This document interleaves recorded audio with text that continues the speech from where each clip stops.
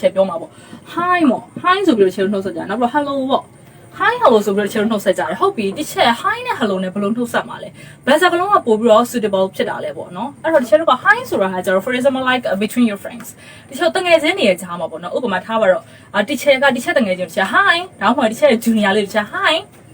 ဆိုပြီးတော့ကျွန်တော်နှုတ်ဆက်လို့ရတယ်ဘာလို့လဲဆိုတော့ तू ကကြတော့ကိုယ့်ရဲ့ရွယ်လူတန်းလူတွေကို तू နှုတ်ဆက်တာမျိုးပေါ့နော် तू ပြောချင်တာက hello နဲ့ hi ကဒီချက်လို့မြန်မာလိုနှုတ်ဆက်တယ်လို့ဆိုမင်္ဂလာပါပဲပေါ့နော်ဒါပေမဲ့သူတို့က hi ကကြတော့ तू က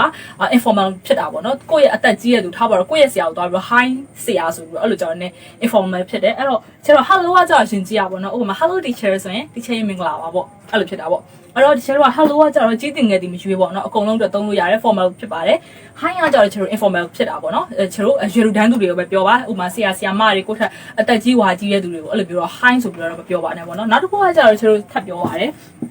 nice to meet you တဲ့ nice to meet you and then ချက်တော့ nice to see you ဆိုပြီးတော့သုံးလို့ရတယ် right အဲ့တော့ချက်တော့ nice to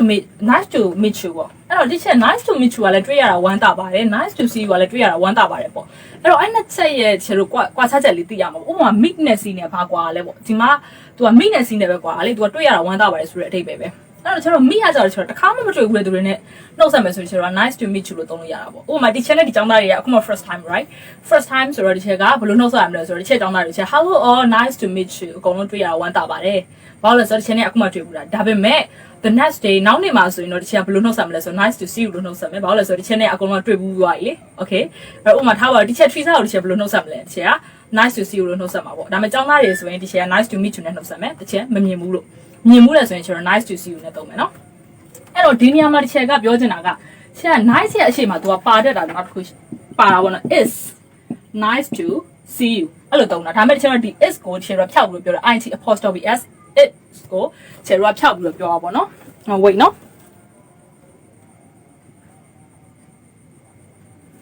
အော်ဒီချက်တော့ it apostrophe s ကိုချက်တော့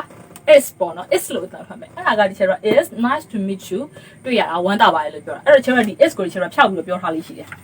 okay နော်အဲ့တော့ချက်တော့ nice to meet you nice to see you အဲ့တော့ဒီ nice ကချက်တော့ adjective ဖြစ်တယ်အဲ့တော့ဒီချက်တော့ adjective နေရာမှာ तू က positive အကောင့်သဘောဆောင်တာပေါ့နော်ဥပမာ positive ဆိုတော့ချက်တော့ positive ဆောင်တဲ့ဟာကြီးပြောလို့ရတာပေါ့နော်ဥပမာ nice နေရာမှာချက်တော့ glad to see you ပေါ့ဒါမှမဟုတ်ချက်တော့ pleased to see you for example like glad to see you ဒါမှမဟုတ်ချက်တော့ pleased to see you please မှာ s ပါမယ်เนาะ adjective เนาะ तू ကပျော်ရွှင်တာလို့စိတ်ကျဉ်တာမျိုးပေါ့เนาะအဲ့လိုမျိုးဝမ်းသာတာမျိုးပေါ့เนาะအဲ့တော့ချက်တော့ pleased to see you glad to see you nice to see you အဲ့လိုမျိုးလေးချက်လို့ပြောမယ်အဲ့တော့ဒီနေရာမှာက see you မဟုတ်ဘူးဒီနေရာမှာ meet ဒီနေရာမှာလည်းချက်တော့အစားထိုးသုံးလို့ရတယ်เนาะ for example like nice to meet you နေရာမှာချက်တော့ meet မဟုတ်ဘဲနဲ့ချက်တော့ဘာကိုပြောချင်တာလဲကိုပြောချင်တဲ့ verb တွေလည်းသုံးလို့ရတယ်ထည့်ပြီးတော့ပြောင်းလဲပြီးတော့သုံးလို့ရတယ်နောက်ပြီးတော့ချက်တော့ဒီ adjective နေရာမှာလည်းချက်တော့ positive adjective တွေအကုန်လုံးကိုထည့်ပြီးတော့သုံးလို့ရတယ်เนาะ